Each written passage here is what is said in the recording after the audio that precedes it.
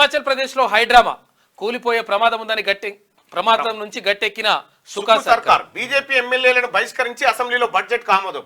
రాజ్యసభ ఎన్నికల్లో cross voting తో మైనారిటీలో పడ్డ ప్రభుత్వం బల పరీక్షను ఎదుర్కోవాలంటూ ప్రతిపక్ష బీజేపీ డిమాండ్. ఎమ్మెల్యేల బహిష్కరణతో జాగ్రత్త పడ్డ కాంగ్రెస్ అంటూ ఒక వార్తను చూస్తా ఉన్నాం. అక్కడ ఏం జరిగిందంటే మొన్న రాజ్యసభ ఎన్నికల్లో 6 కాంగ్రెస్ పార్టీ ఎమ్మెల్యేలు క్రాస్ ఓటింగ్ చేసి బీజేపీ అభ్యర్థికి మొన్న రాజ్యసభ ఎన్నికల్లో కొట్టేశారు.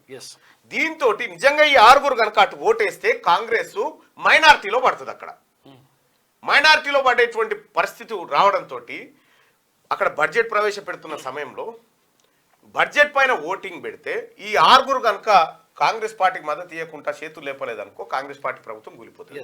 ఏ బిల్ అయినా చూడండి, ఏ బిల్ అయినా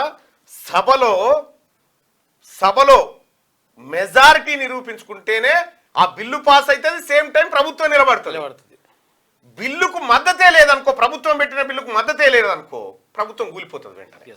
సో అట్లా నిన్న భారతీయ జనతా పార్టీ ఎమ్మెల్యేలను బహిష్కరించి కాంగ్రెస్ పార్టీ అంటే ఉన్న హాజరైన వాళ్ళలో మెజారిటీ కావాలి. ఆ మెజారిటీ నిన్న ఆ రకంగా గట్టెక్కింది కాంగ్రెస్ పార్టీ. అక్కడ లేకపోతే ప్రమాదంలో ఉంది. సేమ్ టైం ఇంకొకటి ఏమంటారంటే ఇక్కడ రాష్ట్రంలోనూ హిమాచల్ పరిస్థితే. లోక్సభ ఎన్నికల తర్వాత అనూహ్య మార్పులు ఉంటాయని చెప్పి లక్ష్మణ్ అంటా ఉన్నారు. తుమ్మితే ఊడిపోయే ముక్కులా కాంగ్రెస్ ప్రభుత్వం ఉంది. తుమ్మితే ఊడిపోయే ముక్కులా కాంగ్రెస్ ప్రభుత్వం ఉంది. ఆ పార్టీకి ఎంపీ అభ్యర్థులు లేరు. బీఆర్ఎస్ కు ఒక్క సీటు కూడా రాదని కామెంట్ అంటూ ఒక వార్త చూస్తాను. ఇక్కడ ఇది సిమిలర్ గా కనిపిస్తా ఉంది. హిమాచల్ ప్రదేశ్ లో క్రాస్ ఓటింగ్ 6 ఎమ్మెల్యేలు చేశారు. వాళ్ళు ఎవరు, ఏం కథ, ఎక్కడెక్కడ ఎవరితో టచ్ లో ఉన్నారనేది ఆ పార్టీ ప్రభుత్వం చూసుకుంటారు. కానీ తెలంగాణ రాష్ట్రం విషయానికి వస్తే ఇక్కడ కూడా తెలంగాణ రాష్ట్రంలో కూడా ఆ పరిస్థితి వస్తుంది. అంటే మేము ప్రభుత్వాన్ని కూలగొడతాం, మేము ఇక్కడ ఉన్నటువంటి ఎమ్మెల్యేలను కొంటాం, మేము ఈ ఎమ్మెల్యేల మీద కేసులు ఈడీలు ప్రయోగిస్తాం, వాళ్ళే వచ్చి మా దగ్గర లొంగిపోతారు అనేటువంటి విధంగా ఈ వ్యాఖ్యలు ఉన్నాయి. రాష్ట్రంలో ఉన్నటువంటి ప్రభుత్వాన్ని 64+1 తోటి రాష్ట్ర ప్రభుత్వాన్ని ఏర్పాటు చేయమని ప్రజలు మ్యాండేట్ ఇచ్చినారు. ఆ మ్యాండేట్ కాదని, ప్రజా నిర్ణయాన్ని కాదని మేము కూలగొడతాం ప్రజా నిర్ణయాన్ని. తుమ్మితే ఊసిపోయే ప్రభుత్వం అంటే 4 కోట్ల మంది ప్రజలకు సరిది కావాలి. 4 కోట్ల మంది ప్రజలకు సరిది అయితే వాళ్ళు దుమ్మితే ఊసిపోతుందట. ఈ స్టేట్మెంట్ తప్పు లక్ష్మణ్ గారు. ఎందుకంటే ఇక్కడి ప్రజలు ఒక ప్రభుత్వాన్ని ఏర్పాటు చేసింది వాళ్ళకి ఇష్టమై ఏర్పాటు చేసింది. ప్రజా అభిష్టం మేరకు ఏర్పడినటువంటి ప్రభుత్వాన్ని మేము కూలగొడతామని చెప్పడము ఓ రకంగా అదే. మేము కూలగొడతామని చెప్పడం ఏదైతే ఉందో అది తప్పు.